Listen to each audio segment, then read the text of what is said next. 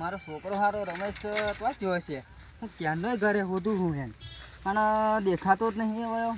તો લાય ખેતર બાજુ ગયો, ખેતર બાજુ હોય તો.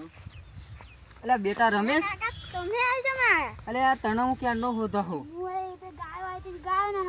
તો હું તને ઘરે હોતા હોઉં. મેં કહા મારો છોકરો રમેશ કઈ ગયો? એવું એમ? તો આપણી ડોગર થઈ ગયા. તો આપણે પેલા જીગુભાઈ તો ગયા હતા ને, તો એમને મજૂરનું કહ્યું હતું. તો મજૂર હાથે જવું પડશે એના કારણ આપણી ડોગરનો બગાડ બધો બગડી જશે. તો આપણે હાલ જ જઈએ. હું પણ તમારી સાથે હા હે હેડ.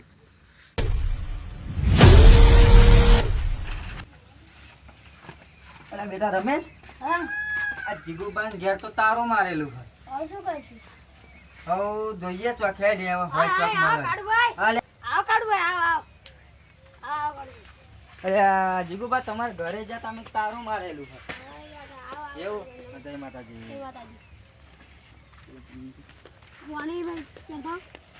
હે ના અમે પાણી પીના તા આવ્યા. હવે આપણે પેલું મેં વાત કરતી ખબર તમને મજૂરની? તે મજૂરનું શું કર્યું તમે? મજૂર છે ને આપણી પાસે? અમારે 5-6 મજૂર જોઈએ. હા મજૂર છે. એવું છે એમ? હા મજૂર છે આપણે. તો હેડો ને મળી લઈએ અમને મજૂરને. મળી આવીએ. હાલો તા. હા ચલો. પણ મજૂરી મળી જાય તો સારું. આ બે આપણે ભાઈ થયા ને રૂપિયો રહેતો નહીં કરતા.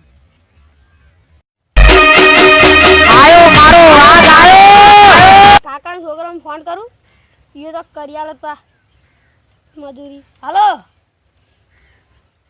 હા મજૂરી શર્ટ કરી આલશો? હા 5-6 જણ. હા હેડો તા ગોમાઈને મળી જાવ. અલા ભાઈ કાલ મજૂરી આવશો?